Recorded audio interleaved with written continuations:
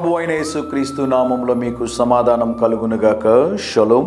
107వ కీర్తన 7వ వచనము.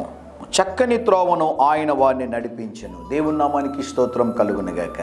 ఈ 2025వ సంవత్సరము దేవుడు మనకిచ్చినటువంటి వాగ్దానము, నేను నీకు ముందుగా పోవచ్చు, మెట్టగా ఉన్న స్థలములను సరళము చేయుదును.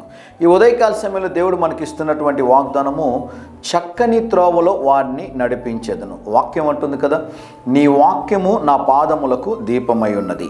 దేవుడు ఈ సంవత్సరము చక్కని త్రోవలో మిమ్మల్ని నడిపించాలని ఆశపడుతున్నారు. పరిశుద్ధ గ్రంథమైన బైబిల్లో డిసెంబర్ మాసంలో మనం చూసి ఉంటాం. బైబిల్లో క్రిస్మస్ సందర్భంలో చాలా ప్రాముఖ్యంగా ప్రస్తావించబడే ఒక మాట, ముగ్గురు జ్ఞానులు ఆయన నక్షత్రాన్ని చూస్తూ వారి మార్గంలో ముందుకు కొనసాగి చేరవలసిన గమ్యస్థానానికి చేరుకునే సమయంలో వారి సొంత జ్ఞానాన్ని ఉపయోగించి హేరోదు దగ్గరికి వెళ్ళి అనేక మంది చిన్న బిడ్డలు మరణించడానికి జ్ఞానులు అని పిలువబడుతున్న వారు కారణమయ్యారు. కారణం ఏంటి అంటే, దేవుని పైన ఆధారపడకుండా సొంత జ్ఞానాన్ని ఉపయోగించి వారి మార్గంలో ముందుకు వెళ్ళి వారు ఇతరులకి సమస్యను, ఇబ్బందిని కలిగించారని దేవుని సేవకుడిగా తెలియజేస్తూ ఉన్నాను. సొంత నిర్ణయాలు ఈ సంవత్సరం తీసుకోవద్దండి.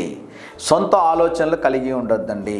ప్రభు సన్నిధిలో ఉంచండి, ప్రార్థించండి. దేవుడు మాట్లాడుతున్నాడు ఈ ఉదయకాల సమయంలో, చక్కని త్రోవలో నిన్ను నడిపించేదను, నిన్ను తీసుకుని వెళ్ళేదను, నిన్ను ముందుకు కొనసాగించేదను అంటున్నారు. కనుక ఈ ఉదయకాల సమయంలో ప్రార్థన చేయండి.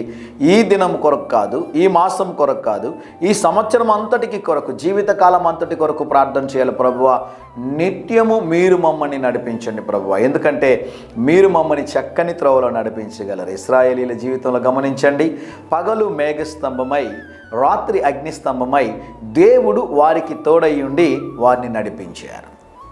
ఈ దినము, ఈ సంవత్సరము, ఈ మాసం అంతా కూడా దేవుని చక్కని త్రోవలో మిమ్మల్ని నడిపించాలి అంటే మీ కార్యములన్నింటినీ ప్రభు పాద సన్నిధిలో ఉంచి ప్రార్థన చేయండి. మమ్మల్ని నడిపించండి ప్రభువా అని ధైర్యంగా ఈ దినాన్ని ఎదుర్కోండి. దేవుని సన్నిధి మీకు తోడుగా వచ్చునుగాక. ప్రియ పరలోకపు తండ్రి, మేమందరం ప్రార్థన చేస్తున్నాం. ప్రభువా, మీరు మమ్మల్ని చక్కని మార్గంలో మా ప్రియుల్ని నడిపించుమని యేసు నామంలో ప్రార్థిస్తున్నాము తండ్రి. Amen, amen.